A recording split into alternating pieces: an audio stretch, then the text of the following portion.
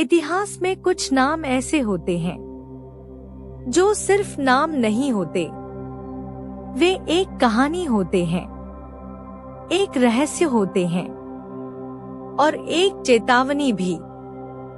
आज की यह कहानी है मिस्र की आखिरी रानी की, क्लियोपेट्रा। ईसा से लगभग 69 साल पहले मिस्र के अलेक्जेंड्रिया शहर में एक लड़की ने जन्म लिया। उस समय किसी को अंदाजा नहीं था कि यही लड़की रोम जैसे साम्राज्य को हिला देगी।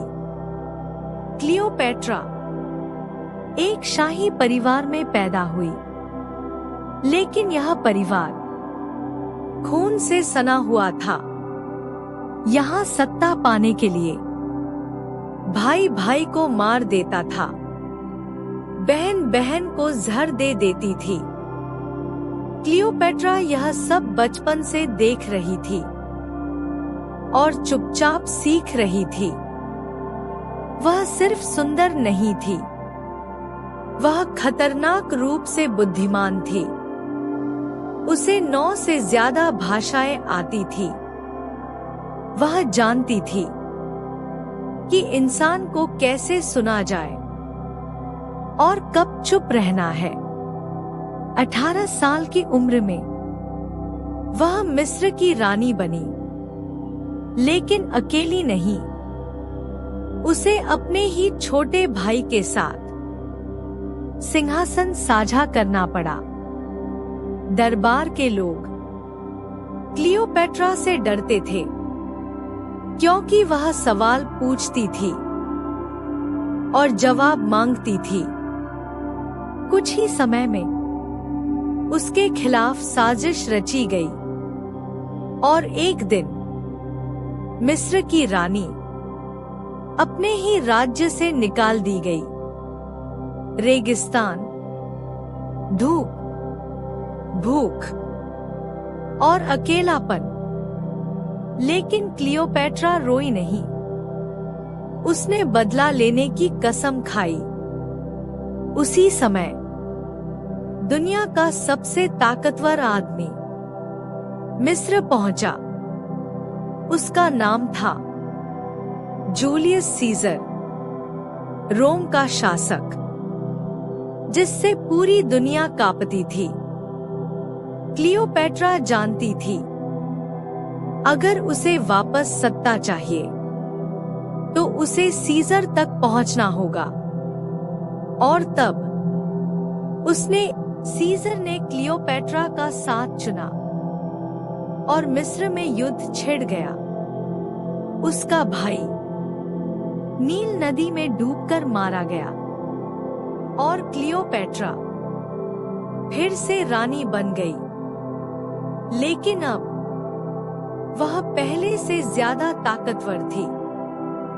सीजर और क्लियोपेट्रा सिर्फ राजनीतिक साथी नहीं थे, उनके बीच रिश्ता बन चुका था। रोम ने देखा कि एक विदेशी रानी सीजर के बराबर खड़ी है। उनका एक बेटा हुआ, जिसका नाम रखा गया सीजेरियन। क्लियोपेट्रा का सपना बड़ा था। वह चाहती थी कि उसका बेटा रोम और मिस्र दोनों पर राज करे। लेकिन रोम साजिशों से भरा हुआ था। एक दिन सीनेट में जूलियस सीजर की हत्या कर दी गई। क्लियोपेट्रा ने अपने जीवन का सबसे बड़ा सहारा खो दिया। वह मिस्र लौट आई, लेकिन कहानी खत्म नहीं हुई थी। अब उसके जीवन में एक और आदमी आया, मार्क एंटनी, रोम का सबसे खतरनाक सेनापति और सीजर का सबसे करीबी। उनकी पहली मुलाकात एक तैरते हुए महल में हुई, जहां खुशबू, संगीत और शांति थी। मार्क एंटनी उस पल खुद को भूल गए। कहानी शुरू करने से पहले अगर आपको इतिहास की ऐसी रोमांचक और सच्ची कहानियां पसंद है तो अभी चैनल को सब्सक्राइब कर लीजिए, वीडियो को लाइक कीजिए ताकि ऐसी कहानियां और लोगों तक पहुंच सके, और इसे शेयर जरूर कीजिए क्योंकि इतिहास सिर्फ पढ़ने की नहीं, महसूस करने की चीज है। और हाँ, कमेंट में जरूर लिखिए, क्या आप क्लियोपैट्रा को एक चालाक शासक मानते हैं या एक सच्ची प्रेमिका? अब चलिए कहानी के उस मोड़ पर जहां इतिहास हमेशा के लिए बदल गया। ईसा पूर्व 31 साल एक्टियम का समुद्र आग और खून से भर गया। यह इतिहास की सबसे बड़ी नौसैनिक लड़ाइयों में से एक थी। मार्क एंटनी और क्लियोपैट्रा ऑक्टेवियन के सामने थे। लड़ाई के बीच क्लियोपैट्रा का जहाज पीछे हट गया, मार्क एंटनी टूट गया, और यही एक पल युद्ध हारने के लिए काफी था। ऑक्टेवियन मिस्र तक पहुंच गया। मार्क एंटनी को गलत खबर मिली कि क्लियोपैट्रा मर चुकी है। उसने खुद को तलवार मार ली। जब क्लियोपैट्रा ने उसे मरते देखा तो वह अंदर से टूट गई, लेकिन उसने रोना नहीं चुना, उसने इतिहास चुना। ऑक्टेवियन चाहता था कि वह उसे जिंदा पकड़कर रोम में कैदी बनाकर दिखाए।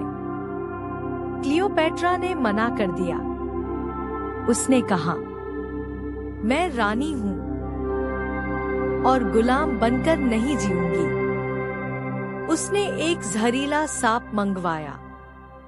जैसे ही सांप ने डसा, मिस्र की आखिरी रानी हमेशा के लिए सो गई। उसकी मौत के साथ मिस्र की आजादी भी खत्म हो गई। लेकिन क्लियोपैट्रा मरी नहीं, वह इतिहास बन गई। आज भी जब सत्ता, प्रेम और धोखे की बात होती है तो एक नाम हमेशा जिंदा रहता है, क्लियोपैट्रा। अगर आपको यह कहानी अंदर तक महसूस हुई हो तो वीडियो को लाइक जरूर कीजिए, चैनल को सब्सक्राइब कीजिए क्योंकि आगे आने वाली कहानियां और भी ज्यादा रोमांचक होंगी। इसे अपने दोस्तों के साथ शेयर कीजिए और कमेंट में बताइए, आप क्लियोपैट्रा को एक महान रानी मानते हैं या एक खतरनाक खिलाड़ी? आपका एक कमेंट इस कहानी को और लोगों तक पहुंचा सकता है।